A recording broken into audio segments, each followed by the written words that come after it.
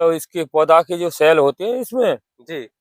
मतलब पत्ती में जी, वो जी। फट जाएंगे, फिर हमारा पेड़ जो है बिल्कुल बेकार हो जाएगा। अच्छा जी। जब बेकार हो जाएगा तो भोजन कौन लेगा? जब हमारी इसकी पत्ती बेकार हो गई तो भोजन नमस्कार कहाँ से किसान भाई, एक मिलेगा? बार फिर स्वागत है हमारे यूट्यूब चैनल में। किसान भाई आज हम फिर से उपस्थित हैं लहसुन की फसल पर और बात करेंगे। किसान भाई अभी ठंड का मौसम चल रहा है, इसमें पाले की समस्या है, हमारी फसल को बहुत ज्यादा सता रही है। तो बात करेंगे कि लहसुन में पाले की समस्या को कैसे बचाएं जिससे हमारे किसान भाइयों को उत्पादन बढ़िया मिले, उत्पादन कम न मिले। तो आइए, एक किसान जुड़े हुए हैं, वो पता नहीं क्या क्या ट्रीटमेंट लगा रहे हैं अपनी लहसुन की कैसी खेती में पाले से बचाने के लिए, तो उनसे आइए बात कराते हैं। नमस्कार जी। नमस्कार जी, नमस्कार। सर ये बताइए, जैसे कि अभी बहुत ज्यादा पाला पड़ रहा है तो मुझे लग रहा है कि हाथ पर इतने ठंडे हो रहे हैं कि बहुत ही ज्यादा ठंड लग रही है। तो ये बताइए, जैसे हमारी लहसुन की फसल है उसको भी ठंड लगती है ना, बिल्कुल। कोई भी फसल है उसको भी ठंड लगती है, और सुबह मतलब उसको ठंड लगती है तो कहीं ना कहीं उसका जो उत्पादन है वो कम हो जाता है। तो ये बताइए कि इसके लिए क्या उपचार दें जिससे हमारी जो पाला है वो फसल के लिए ना सताए। देखिए, बात ये है कि जैसे हम विशेष अगर ध्यान खेती में ना देंगे तो हमारा नुकसान हो जाएगा। जी। जैसे हमको ठंड लगता है, जी। फिर हम बोलते हैं कि बढ़िया सा कंबल लाओ, अच्छा सा, जिससे जी। हमारा ठंड ना सताए। तो अब बताइए, हम तो मार्केट से कंबल ले आएंगे, जी। ओढ़ जी। के सो जाएंगे। जी। अब ये फसल क्या ओढ़ेगी? जी। इसके लिए ठंड से कैसे बचाना है वो हमें बहुत दिमाग पर जी। जोर डालना है। नहीं, वैसे भी जैसे कि हम ठंड लगती है तो अपने बहुत सारे कपड़े जैसे कि कपड़े लगाते पहन हैं, ये लेते हैं, हम वो कपड़े बात पहने हुए हैं, उसी वो तरीका से भी। ही मैं बोल रहा हूँ। जी। तो हमारा फसल का एक कंबल है, गर्म चीज, जी। गर्म चीज देना है। जैसे मान लीजिए राख हमने फैला दी, जिससे हमारा जो बर्फ ऊपर से गिरेगा तो इस पर देखिए जो पानी की बूंद बन के गिरेगी तो वो जमेगी नहीं। अगर उस पर राख का प्रयोग कर सकते हैं हम, तो वो जो है देखिए कि पानी ढरक के नीचे चला जाएगा। अच्छा जी। अगर उस पर जम जाएगा तो उसकी कणों को, उसकी जो सेल है ना कि हमारी के मतलब इसके पौधा के जो सेल होते हैं इसमें जी। मतलब पत्ती में जी। वो जी। फट जाएंगे, फिर हमारा पेड़ जो है बिल्कुल बेकार हो जाएगा। अच्छा जी। जब बेकार हो जाएगा तो भोजन कौन लेगा? जब हमारी इसकी पत्ती बेकार हो गई तो भोजन कहाँ से मिलेगा? नहीं बनेगा पौधे के लिए। नीचे गांठ कहाँ से तैयार होगी? क्योंकि नीचे से गांठ कभी नहीं बनती, गांठ बनती है वायुमंडल के द्वारा। जी। जी। ये बातें हर किसान नहीं जान पाता है। फसल बे दी उसे क्या पता है क्या होने वाला है, क्या हो रहा है। फसल गांठ जो बनती है वो पत्ती के द्वारा बनती है, मतलब पत्तियां भोजन बनाती हैं, तभी पत्तियां नीचे भोजन को बनाती है, भेजती है। इस तब गांठ बन के तैयार होती है। तो इसके लिए हमें कैसे बचाना है?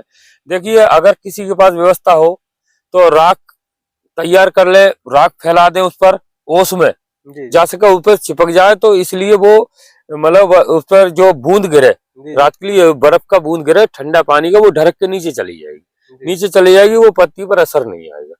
दूसरा ट्रीटमेंट क्या है कि जैसे हमने रजाई ले ली या गर्म चीजें मंगाते हैं। जी। अब आदमी को ठंड लग रही है, कंबल भी ओढ़ते हैं, फिर कहते हैं अंदर सर्दी हो गई है। मतलब ये कहते हैं, जो हमारे बड़े बूढ़े लोग हैं कहते हैं अंदर से ठंड बैठ गई है, अंदर से हमारे पेट में ठंड बैठ गई है। तो उसके लिए क्या ट्रीटमेंट दे सकते हैं? उसके लिए हम देखो, ये चीज है सल्फर।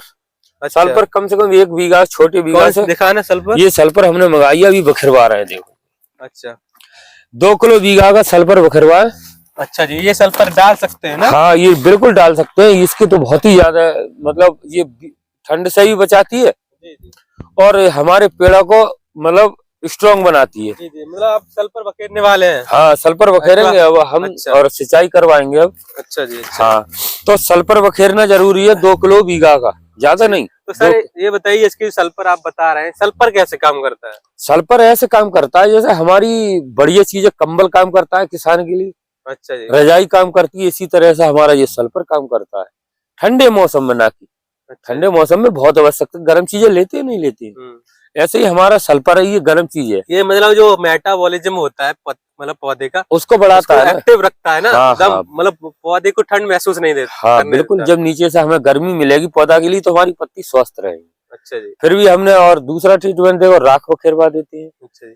जब पत्ती स्वस्थ जैसे होगी, कि आप बता रहे हैं, जैसे कि आपने बताया कि ऊपर से तो आप राख पकड़ सकते हैं, जैसे कंबल का काम करता है। हाँ, और कोई कहता है कि आपके अंदर सर्दी बैठ गई तो आप जैसी गर्म चीजें खाते हैं। हाँ, हाँ, बहुत सारी, जैसे उसीलिए तो सल्फर बता रहा हूँ। सल्फर काम करता है अंदर हाँ, से। उसीलिए तो सल्फर बता रहा हूँ। सल्फर एक ऐसा टॉनिक है कि वो हम नहीं जान पाते, हमने खाली नाम सुन लिया कि सल्फर। अच्छा सर, सल्फर का इससे काम क्या है? इससे इसकी क्वालिटी भी बढ़ती होगी, चमक भी बढ़ती होगी। क्यों नहीं बढ़ती है, और बीमारी से रहत करता हाँ, ये है। फंगस समस्या आती है फंगस की, हाँ, ये उसको भी सल्फर दूर रखता है ना सल्फर। बिल्कुल रखता है। अच्छा जी। तो ये चीजें बहुत विशेष किसान भाई हमारे ध्यान रखें कि अगर ज्यादा ठंडा है, अगर उसकी पत्ती ज्यादा ही जल जाएंगी जी तो हमारी गांठ कैसे मोटी हो जाएगी, ये बताओ। बिल्कुल बिल्कुल।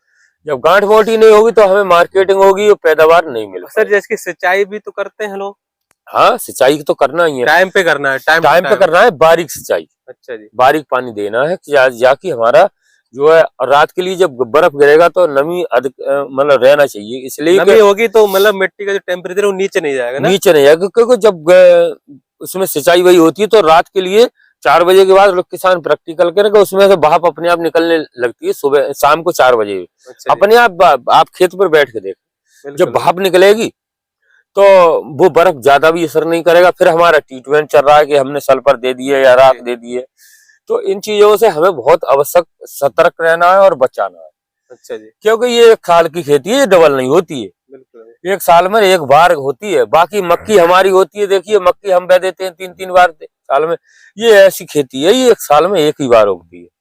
अब ये हमारी एक साल में हमको 8 महीने की फसल है, इससे हम फुल पैदावार नहीं ले पाए तो हमारा फायदा क्या हो खेती करने का। बताइए कि हमें लाभ मार्केट में थायोरिया नाम से एक खाद आता है, उसका भी आप इस्तेमाल कर सकते हैं। जैसे कि आपने बताया सल्फर का इस्तेमाल करें, राख का इस्तेमाल करें, पानी का विशेष ध्यान रखें, उसी तरीका से आप थायोरिया मार्केट में नाम से खाद आता है, उसका इस्तेमाल कर सकते हैं।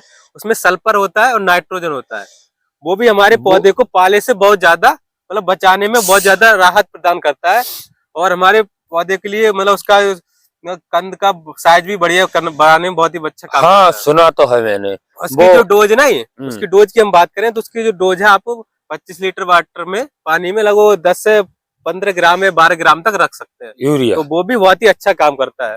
देखिए थाई यूरिया के बारे में सुना तो है मैं जी जी, कि उसमें जो सल्फर मतलब होता है, सल्फर नाइट्रोजन होता है, वो हाँ, थोड़ा अलग हटके होता है, अलग हटका होता है, वो फेंकता नहीं है। उसमें एक बिल्कुल। विशेषता है कि फसल के लिए ऊपर को नहीं फेंकता। मतलब लंबाई जो नाइट्रोजन अपनी होती है, नाइट्रोजन लगा हाँ, देते हैं तो लंबाई बढ़ जाती है, मगर उससे ऐसा कुछ नहीं है।